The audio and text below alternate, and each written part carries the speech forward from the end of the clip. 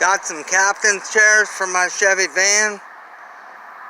They were out of the other van I had. They're real nasty. They were all dirty.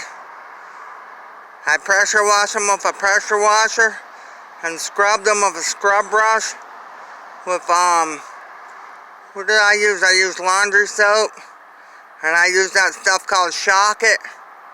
And I scrubbed them really good. Then I pressure washed them again, get all that soapy dirty water off. Then I sucked them dry with a shop vac.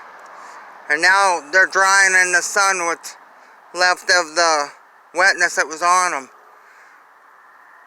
They're going to turn out to be really good seats.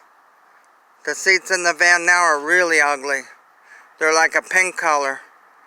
I got these for 50 bucks for a pair.